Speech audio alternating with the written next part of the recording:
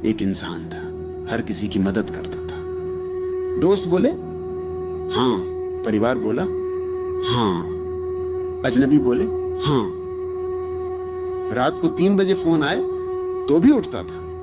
किसी को पैसों की जरूरत हो दे देता था, किसी को वक्त चाहिए हो दे देता था, अपनी नींद, अपना चैन, अपने सपने सब दे देता था। लोग उसे बहुत अच्छा इंसान कहते थे। और एक दिन वो टूट गया, अकेला बैठा था, रो रहा था और सोच रहा था, मैंने इतना दिया तो फिर मेरे पास कुछ क्यों नहीं बचा? क्या आपने भी कभी यही महसूस किया है? क्या आप भी वो इंसान हैं जो सबका ख्याल रखता है लेकिन खुद का नहीं? तो आज का ये वीडियो सिर्फ आपके लिए है, क्योंकि आज हम बात करेंगे ओशो की उस बात की जो शायद किसी ने आपको कभी नहीं बताई। पहले अपना आत्मसम्मान, फिर दयालुता। ओशो ने एक बार कहा था, जो इंसान खुद से प्यार नहीं कर सकता वो दूसरों से भी सच्चा प्यार नहीं कर सकता। वो सिर्फ अपनी जरूरत को दूसरे के जरिए पूरा करता है। जरा रुकिए, इस बात को एक बार और सुनिए। अपनी जरूरत को दूसरे के जरिए पूरा करना। हम में से बहुत से लोग सोचते हैं कि हम दयालु हैं, हम मदद करते हैं, हम त्याग करते हैं, हम सबके लिए उपलब्ध रहते हैं। लेकिन ओशो पूछते हैं, क्यों करते हो ये सब? क्या इसलिए क्योंकि तुम्हारे दिल में सच में प्रेम है, या इसलिए क्योंकि तुम्हें अच्छा इंसान कहलाने की भूख है, या इसलिए क्योंकि तुम्हें डर है अगर मैंने ना कहा तो लोग मुझे छोड़ देंगे? 2 तरह की दयालुता होती है। पहली वो जो डर से जन्म लेती है, दूसरी वो जो आत्मसम्मान से जन्म लेती है। पहली दयालुता में तुम देते हो, इसलिए नहीं कि तुम भरे हो, तुम देते हो इसलिए कि तुम खाली हो और तुम्हें लगता है कि देने से शायद कुछ मिलेगा, शाबाशी मिलेगी, प्यार मिलेगा, स्वीकृति मिलेगी। लेकिन यह दयालुता नहीं है। ओशो इसे कहते हैं भिखारी की उदारता, जो खुद के पास कुछ नहीं है वो भी दूसरों को देने का नाटक करता है ताकि भीड़ में खड़े रहने का हक मिले। एक बहुत पुरानी कहानी है। एक संत थे, उनके आश्रम में एक शिष्य था, बहुत सेवा करता था। सुबह उठता, सबका खाना बनाता, सबके कपड़े धोता, सबके पैर दबाता। एक दिन संत ने उसे बुलाया, बोले तू इतनी सेवा क्यों करता है? शिष्य बोला, गुरुजी मुझे मोक्ष चाहिए। संत हंसे, बोले तू सेवा नहीं कर रहा, तू सौदा कर रहा है, तू दे रहा है ताकि बदले में कुछ पा सके। यह दयालुता नहीं, एक ट्रांजैक्शन है। और यही ओशो की पहली बात है। असली दयालुता तब आती है जब तुम्हें बदले में कुछ नहीं चाहिए, लेकिन बदले में कुछ न चाहने के लिए पहले खुद को इतना भरना होगा कि देने के बाद भी कमी न लगे। और वो भरापन आता है आत्मसम्मान से। अब यहां एक बहुत बड़ी गलतफहमी है। जब हम आत्मसम्मान सुनते हैं तो हम सोचते हैं अहंकार, घमंड, अपने आप को बड़ा समझना।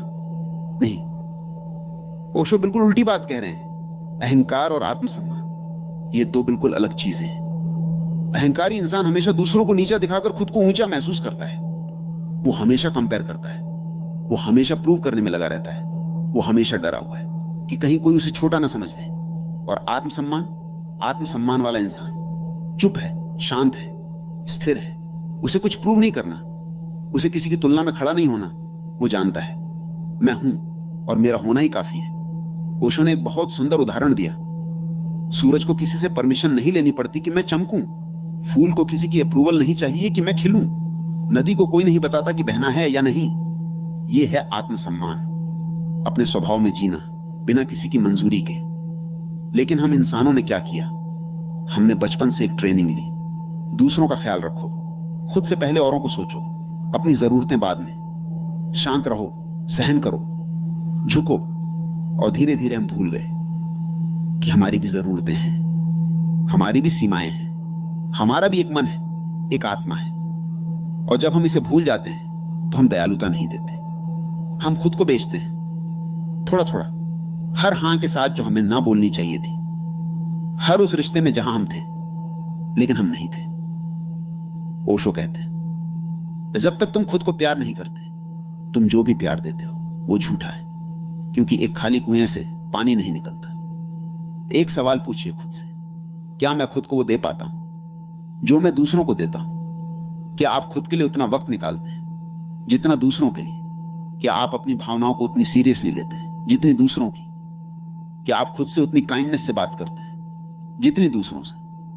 अगर जवाब नहीं है तो आप उस बड़े जाल में फंसे हैं जिसे ओशो कहते हैं, सेल्फ बिट्रेयल, खुद को धोखा देना। एक और कहानी। एक स्त्री थी, 5 बच्चों की मां, घर चलाती थी, सास ससुर का ध्यान रखती थी, पति की हर जरूरत पूरी करती थी, पड़ोसियों की मदद करती थी। एक दिन उसकी बेटी ने पूछा, मां तुम्हें क्या पसंद है?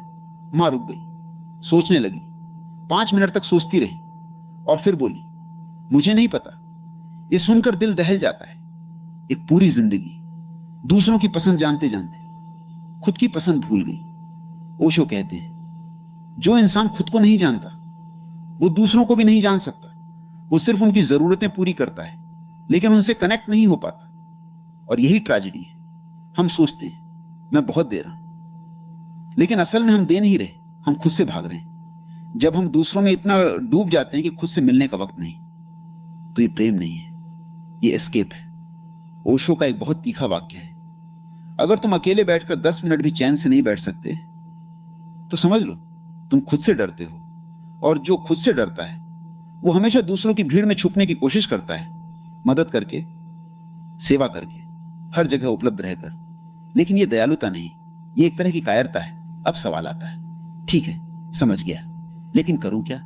ओशो ने इस पर बहुत गहरी बातें कही हैं, चलिए उन्हें तोड़ तोड़ कर समझते हैं। पहला कदम, खुद को साक्षी बनाओ। ओशो कहते हैं साक्षी बनो, मतलब खुद को बाहर से देखो। जब तुम किसी की मदद कर रहे हो, एक पल रुको, पूछो खुद से, क्या मैं ये इसलिए कर रहा हूं क्योंकि मेरे दिल में सच में इच्छा है, या इसलिए क्योंकि मुझे ना बोलने में डर लगता है?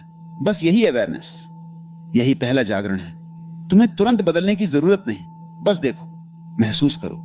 जब तुम खुद को देखने लगते हो तो धीरे धीरे बदलाव अपने आप आता है। दूसरा कदम, ना को पवित्र बनाओ। ओशो ने कहा था, एक मीनिंगफुल ना 1000 हॉलो हां से बेहतर है।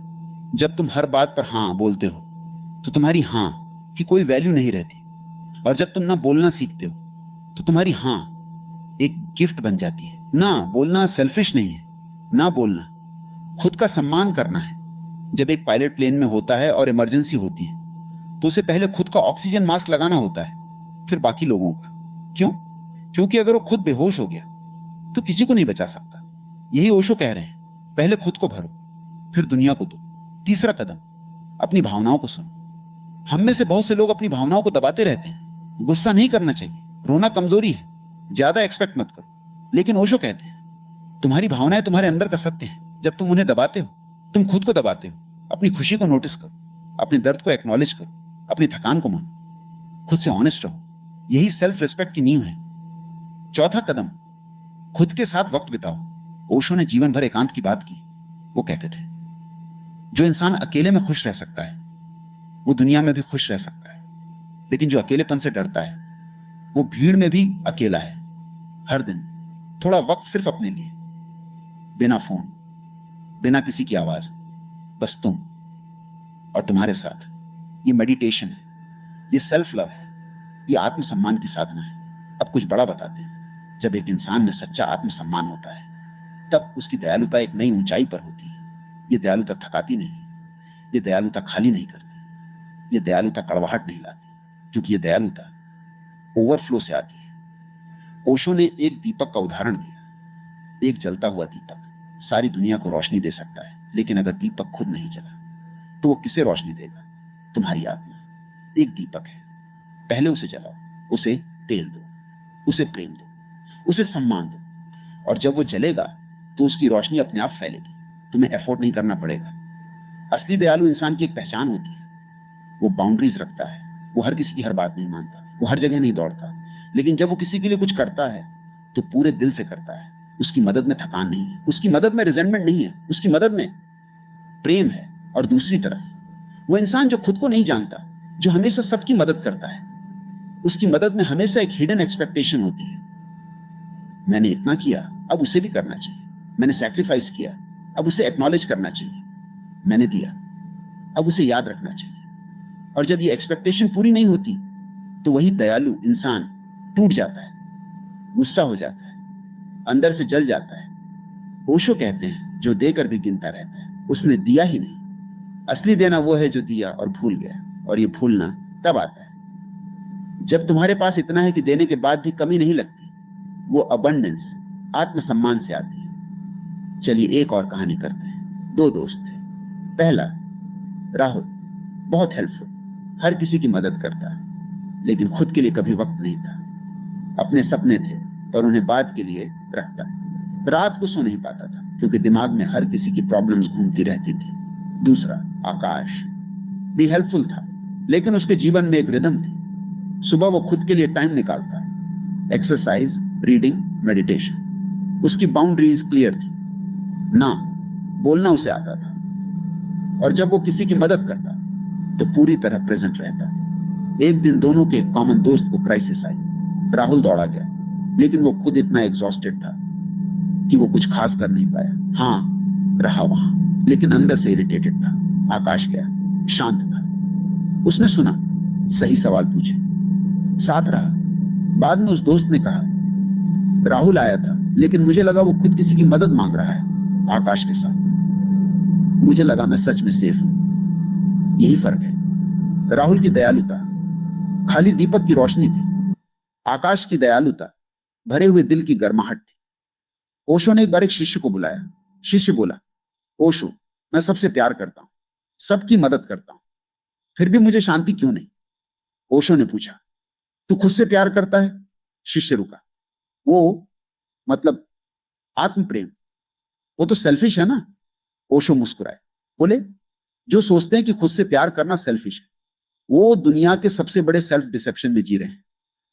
तुम दूसरों से प्यार करने की कोशिश में खुद को ही नष्ट कर रहे हो, और एक नष्ट इंसान किसी के काम नहीं आ सकता। शिष्य बोला, लेकिन शास्त्र कहते हैं परोपकार सबसे बड़ा धर्म है। ओशो बोले, हां, लेकिन परोपकार करने के लिए पहले उपकार की कैपेसिटी खुद में होनी चाहिए, और वो कैपेसिटी तभी आती जब तुम खुद से पूरे हो। तो मैं क्या करूं? शिष्य ने पूछा।